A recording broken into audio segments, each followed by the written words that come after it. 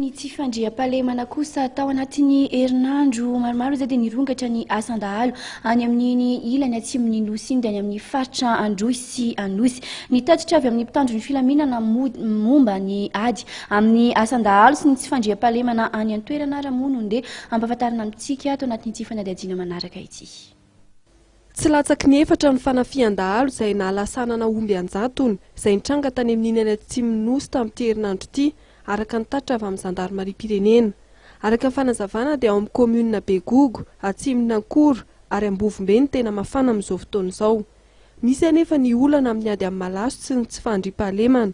Raha ny fanarahana tao aorian'ny dinika samihafa izay notanterahana momba ny ady amin'ny alatromby, fa ministera maromaro ny fandrimbona ao anatin'ny ady amin'ny alatromby toy ny ministera fiompiana, fitsinjaram-pahefana, ministera fitsarana miaraka amin'ny mpitandro filaminana. Hatreto anefa dia mpitandro filaminana ihany ny antoka ny asa rehetra amin'izany, hoy ny talemisahana ny fandriam-pahalemana sy ny angom-baovao ao amin'ny zandarmariam-pirenena. Rehefa nidirana fotifotiny zany iny anatin'ny mahatonga le phénomène VB any atsimo izay tsy fahita hatramin'izay satria alatrombo be dia be ny angalarina, ny mpangalatra koa be dia be tsy vita amin'ny mangalatra fa mamono olona mandovo trano be dia be ny dégâts. Dia rehefa hita izy zay mahatonga andreo département ministériel zay voakasika ny andray anjara amin'ny ady amin'ny alatromby.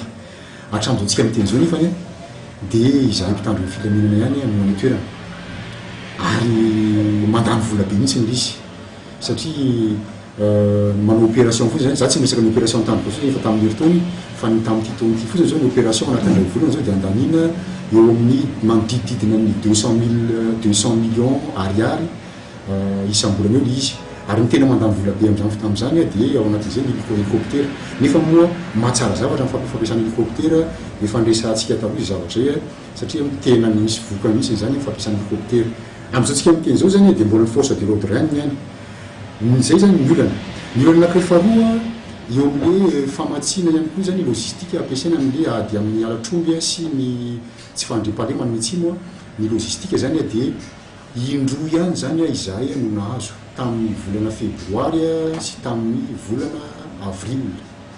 Dia izay no entin'ny commandeny général izay commandeny ny part-time toliara commandant sirgénal toliara ary zay lehibe ny opération any atsimo koa miady amin'ny alatromby sy ny tsy fandriam-pahalemana atsimo izay no gérevany zany zay vola zay gérevany ahafahan'ny mpitandro ny filaminana mbola miaina hatramin'izao tsika miteny zao.